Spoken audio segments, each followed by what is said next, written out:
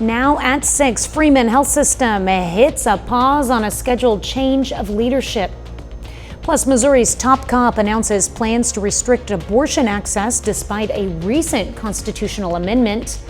And a former detective in Missouri is found dead just ahead of his trial for assault. The 4 states' most watched news starts now. Incoming CEO of Freeman Health System. This is KOAM News at 6.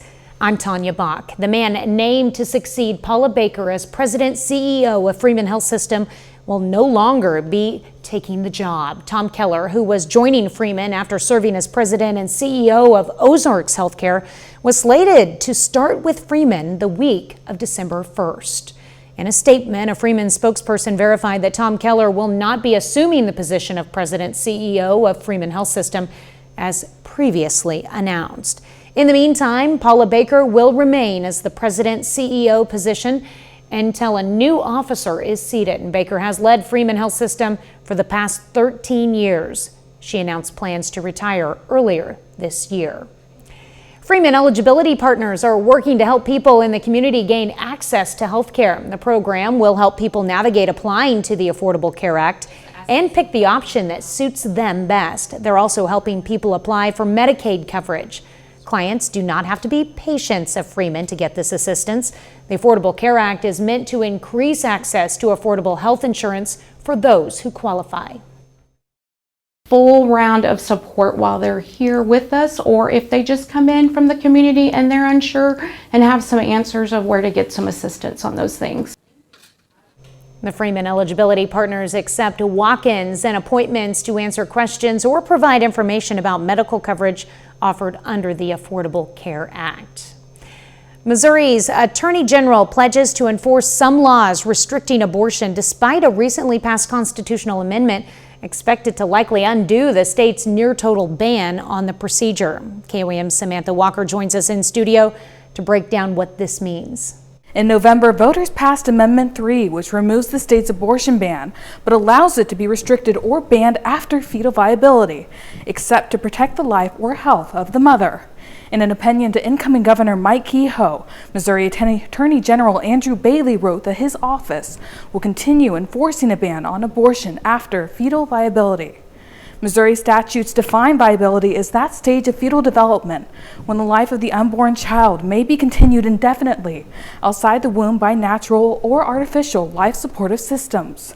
In his opinion, Bailey says that while statutes prohibiting abortion prior to viability will no longer be enforceable in their entirety, the state can and will enforce laws related to parental consent and cases where women or children have, quote, unlawfully been pressured to abort. Bailey says the 5 statutes in Missouri restricting abortion remain enforceable in circumstances where a parent has not consented to a minor obtaining an abortion. But he says this parental right does not allow for the pressuring of minor abortions. Bailey says, quote, nothing in Amendment 3 provides a right to pressure others to obtain an abortion. The right of parents to forbid minors from obtaining abortions should not be misunderstood to somehow imply a right to force abortions on minors. He says the same goes for adults coerced into abortion, specifically by abortion clinics and physicians. Bailey also says the U.S. Constitution permits the AG and other officials to continue enforcing these statutes under various circumstances. Bailey says, should Amendment 3 be changed or repealed in the future, that would automatically restore authority to the Attorney General and other officials to resume broader enforcement. He says the amendment does not remove these statutes from the books, so there would be no need to reenact them in the future. In the studio, Samantha Walker, KOAM News. Well, the Christmas season is underway, and tonight is the 45th annual Pittsburgh Christmas Parade. And Chief Meteorologist joins us there live. Hey, Tanya, of course, we are out here downtown Pittsburgh. We are getting ready for the first Christmas parade to kick off. Of course, they're really lined out over the next couple weeks, but it's cold out here, so we're at 11th Broadway, so we're looking north. So all the floats, they're kind of lining up, and they're going to go right down Broadway into downtown. So if you do want to head out here, it starts at 6:30. Now, you need to bundle up. It's going to be cold Look outside, it's 32 in Joplin. Pittsburgh right now sitting at 32 degrees. Just about everybody. Upper 20s to lower 30s across the region. That's what we're going to see as we go through the evening hours. Also, there's a little bit of a light north wind at about 5 to 10 miles per hour. But temperatures get cold tonight. We drop back all the way into the upper teens later on tonight. So we're going to look at the full forecast coming up here in just a bit. All right, thanks, Doug. Well, authorities in Arkansas are investigating a Black Friday mall shooting. Police in Little Rock initially reported the situation as a potential active aggressor. When officers arrived, they discovered it was an isolated incident. 2 people were hurt. Police believe the incident began as a disturbance between 2 people that escalated into gunfire. And officials say their injuries are not life-threatening and they are expected to be okay. A former Kansas City police detective has died by suicide. Roger Golubski was facing federal charges for allegedly assaulting 2 women while on duty in the late 90s and early 2000s. Golubski was due to appear in court Monday morning, but never showed up, and police say he was found dead in his home from a self-inflicted gunshot wound. He was arrested by the FBI in 2022, and prosecutors say they spoke to 7 more women who also alleged sexual assault by Golubski. Golubski was also facing a separate federal indictment in an underage sex trafficking case. Golubski claimed he was innocent. Authorities respond to a fatal fire in Oswego, Kansas over the weekend. That's coming up. But up first, we've got some safety tips for parents looking for age-appropriate toys for Christmas. Give your family the gift of truth.com. Firefighters responded to a house fire in Oswego, Kansas last night. On-scene crews discovered a single-family residence, and responders discovered 2 adult victims inside the house. Resuscitation efforts were unsuccessful, and both victims died from their injuries. The Kansas State Fire Marshal Investigating Division was requested to assist, although crews suspect nothing suspicious about the fire. Emergency crews responded to a house fire Sunday evening, and the fire was located on South Byers Avenue in Joplin. As firefighters searched the house, a woman climbed out of the upstairs window and almost landed in the arms of a firefighter. The woman said she had been sleeping in a closet, and she was transported to an area hospital. Before you buy certain toys for the kids this Christmas, you need to make sure they're safe. And Chris Bryant has important information all parents must keep in mind. From small parts to batteries, even suggested ages, when it comes to toys, there is a lot to keep in mind when it comes to presents for families and kids' safety. One of the most common concerns is the button batteries that are used in toys, remotes, even calculators. We just want to make sure that that battery compartment has got some kind of screw or some kind of locking mechanism on there so that the children can't get them open easily. I've got a few here with me today. I have a niece that visits quite a bit, so I've got a lot of pink toys in my house now. But something really simple like that, where there's a screw that's going to lock that in place is great. Button batteries can present a list of dangers for small children. When it comes to symptoms of ingestation of a button battery, they can take many forms. You can see anything from cough, wheezing, difficulty breathing, and difficulty swallowing. You may even see a lot of saliva or drainage. Mercy Safe Kids says to keep button battery devices and loose batteries locked up. Put heavy duct tape over the back of any item with button batteries. Let family members you're visiting know these tips and put the National Battery Ingestion Hotline into your phone, 1-800-498-8666. If you think your child has swallowed a button battery, get them to the emergency room as fast as possible and call the Poison Control Center. And honestly, it doesn't even have to be a new battery. An old battery that you've determined is no longer any good and you've decided to throw it away, that can still have enough juice in it to cause some pretty serious injuries, especially to a child. If your child is older than 1 year of age and doesn't have any allergies to honey, you can use honey to soothe the throat of a child who has swallowed a battery. In addition, make sure your child is playing with the age-appropriate toy. But then they've got older or younger siblings, they've got older or younger cousins coming over for the holidays, things like that. And that can get a little bit tricky. If you really want to keep those toys separate. You really don't want your younger children playing or having access even to the older children's toys. One thing that we often recommend is to have tubs for different ages. According to the United States Consumer Product Safety Commission, Reese's Law, enacted in August of 2022, made the CPSC put federal safety requirements for button batteries on packaging and how they are used in toys for children younger than 14. Well, a little later, 'tis the season for giving, and we've got the perfect opportunity. Our annual Toy Box Toy Drive is just around the corner. We've got the details. Plus, it's a cold night in Pittsburgh for the 45th annual Pittsburgh Christmas Parade. Doug will be joining us live with weather. This is not a procedure at a Center for the Arts.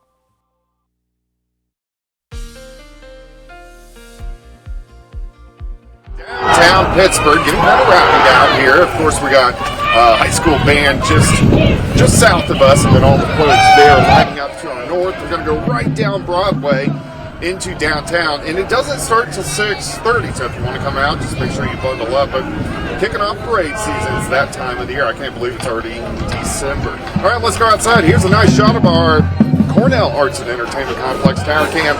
Downtown Joplin. It's a little breezy, so that wind kind of cuts through you just a bit.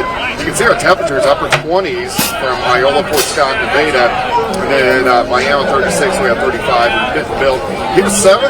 Here's Rangeline sitting at 32 degrees. Those northerly winds at about 10 miles per hour.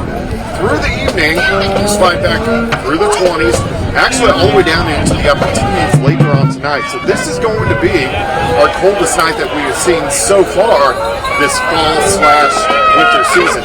Also a little breezy out there. We have those northerly winds at about 10 miles per hour. But these are going to pick up. As we go into Tuesday, they switch out south. In return, that's going to help our temperatures start to warm back up as we go through the next few days. In fact, it gets really windy tomorrow night into Wednesday morning as the winds are going to be gusting 25 upwards to about 30 miles per hour. All right, not a whole bunch going on. We do have a few clouds which are kind of skirting through the region. Well, partly cloudy skies for the next several hours, and then eventually pretty much clear skies later on tonight. We are in what we call northwest low. You see those arrows? They're coming out of Canada. That ushers in that cooler air, and that's what we are going to see as we go through the next couple days. Now, out to the west, we are starting to get a few waves going. This will start to change our pattern. Don't forget, we're going to do the winter forecast, KOAM News 6, 9 and 10 on Thursday evening, and we're going to be talking about everything we're going to see over the next 3 months. All right, cold start in the morning, 18, 19 degrees, quick warm-up, near 40 by noon. Once we get into the afternoon, I think most of us 43, 44, 45 degrees, which is at least better than what we did today. As we go into tomorrow night, not near as cold. We only drop back into the upper 30s, and then as we go into Wednesday afternoon, looking way better. Look at this. High temps, 56, 57, 58 degrees. So it looks fantastic by the time we get into Wednesday. All right, 38 by noon, high temp, 45 degrees. If we go down the road, we do start to see some changes out to our west as we get into the late week, and this is going to start the switch for our new part of our pattern. And it's really going to start to get fairly active, especially after about December 10th. This week, fairly calm. We may get a random shower in here late Friday into Saturday. And then a stronger storm system is going to roll out early next week. And this will be a system that could possibly give us some rain, maybe even a little bit of snow. So we'll be keeping our eyes on that. All right, so for your Tuesday, 45, 58 on Wednesday, and then we go back down to 40 on Thursday, back up to 52 on Friday. There's slight chances for rain. The temperature's kind of all over the place. But again, if you're heading out here tonight, just make sure you bundle up. Maybe some earplugs, but they got to warm up. But overall, it's looking pretty good. All right, thanks, Doug. Make sure you stay warm, too. And while you're out shopping online today, because you know it is Cyber Monday, don't forget about Toy Box Tuesday. Tomorrow, we'll have volunteers manning the phones during our noon, 5, 6, and 9 o'clock newscast. It's your chance to make Christmas a little brighter for every kid in the 4-state. Speaking of holiday spirit, catch some Christmas cheer tomorrow at the Joplin Christmas Parade. City of Joplin will not allow parking along Main Street, and that starts at 3 p.m. Main Street from 15th to 26th will also close at that time, and at 4:30 the closure expands up to Main and 2nd Street. More than 100 entries are expected in this year's parade, and that starts at 6 p.m. at the corner of Main and 15th. Still ahead, McDonald County and Nevada High School girls basketball play in the first round of the Carl Junction Classic. And Pitt State football player enters the transfer portal. Brock Baldridge has the details and more.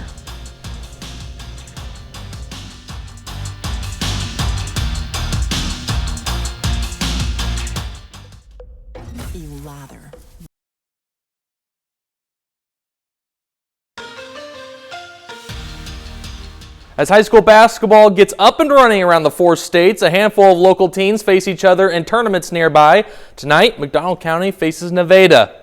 It's round 1 of the CJ Classic. That begins tonight. McDonald County girls basketball meets the Nevada Tigers. Each team finished with a winning record a year ago. This game is just getting underway in Carl Junction. We'll have highlights from this matchup right here tonight at 10. Over to men's college hoops, the NEO men's basketball team has successful Thanksgiving weekend as they won all 3 of their games in the Three Rivers Classic. Tonight, NEO will play in their final scheduled home game of 2024. The men's basketball team will face the Tabor College Blue Jays. This is also just getting started. We'll have a score update from this contest right here tonight at 10. Well, the Pitt State football season came to an end when the team lost to the Harding Bison a week ago. The Gorillas will now have to reload for next year as one player has announced his departure from the program. Pitt State tight end Will Huggins will not return with the Gorillas next season. Huggins is entering the transfer portal as a grad transfer. This year, Huggins was named first-team All-MIAA tight end. Huggins spent the previous 4 seasons playing with the University of Kansas before his arrival with Pitt State. He will enter the transfer portal with 1 year of eligibility remaining. The Big Ten Conference announced it is fining both football teams from the University of Michigan and Ohio State after post-game fights broke out on the middle of the field following the game this past Saturday. The Big Ten says this violated their sportsmanship policy. The conference has issued a fine for each school in the amount of $100,000. Over to pro football, the Denver Broncos host the Cleveland Browns for Monday Night Football. The Broncos currently hold the last wild card spot in the AFC playoff picture. Kickoff for this one is set tonight at 7:15 p.m. Well, that's your look for sports. We're back after this. Here's a look at what's coming up on KOAM News at 9 on Fox 14. President-elect Trump ups his tariff threats, and some nations are already adjusting their strategies in response. Plus, bipartisan negotiations to avert a government shutdown this month are on the right track. And we take you to a mansion in Coffeyville, Kansas that's decked out for the holidays. Those stories and a lot more tonight on KOAM News at 9 on Fox 14. Well, now you can stay up to date with the latest news, weather, and sports with the KOAM Plus TV streaming app. It's available on Amazon Fire TV, Android TV, Apple TV Plus, and Roku. The player is also available on our news and weather apps, as well as our website. Watch live streaming anytime, absolutely free. The KOAM Plus TV streaming app. Thank you for watching.